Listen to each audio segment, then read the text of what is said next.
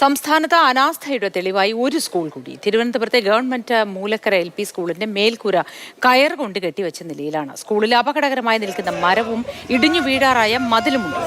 Youth Congress പ്രവർത്തകർ സ്കൂളിലെ gate അടച്ച് പ്രതിഷേധിച്ചു.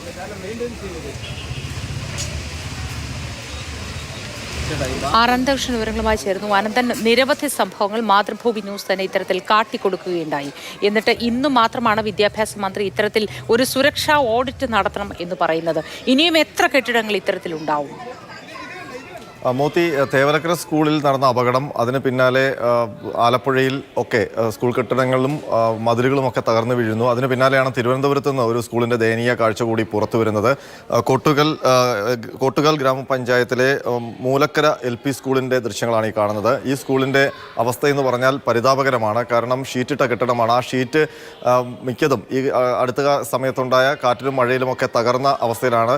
ഷീറ്റ് കയറും കുപ്പിയും ഒക്കെ വെച്ച് കെട്ടിവെച്ച ഗതികേടിലാണ് ഇപ്പോൾ സ്കൂൾ പ്രവർത്തിക്കുന്നത്. ഇന്ന് രാവിലെ ഇപ്പോൾ യൂത്ത് കോൺഗ്രസ് പ്രവർത്തകർ ഈ സ്കൂളിൻ്റെ ശോചനീയാവസ്ഥ ചൂണ്ടിക്കാട്ടി പ്രതിഷേധവുമായി രംഗത്ത് വന്നു. അപ്പോൾ ഈ കുഞ്ഞു കുട്ടികൾ ഈ അപകടകരമായ ഒരു കെട്ടിടത്തിനുള്ളിൽ ഇരുന്ന് പഠിക്കുന്ന ദൃശ്യങ്ങൾ അതോടെയാണ് പുറത്തു വന്നത്. പിന്നീട് കാഞ്ഞിരംകുളം പോലീസ് സ്ഥലത്തെത്തി. പിന്നെ ഈ കുഞ്ഞുങ്ങളെ അപകടകരമായ കെട്ടിടത്തിൽ നിന്ന് മാറ്റി മറ്റൊരു സുരക്ഷിത കെട്ടിടത്തിലേക്ക് എത്തിച്ചിട്ടുണ്ട്.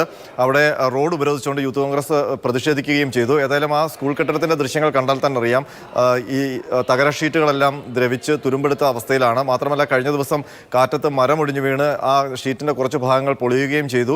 അവിടെയാണ് കയറൊക്കെ ഇട്ട് കുപ്പിയുമൊക്കെ വെച്ച് കെട്ടിവെച്ചിരിക്കുന്നത്. മഴ പെയ്താൽ പല ക്ലാസ് മുറികളും ചോർന്നൊലിക്കുന്ന അവസ്ഥയിലുമാണ്. ഇതൊക്കെയാണ് നമ്മൾ ഇതുവരെ കാണാതിരുന്ന ചില സ്കൂളുകളുടെ കാഴ്ചകൾ.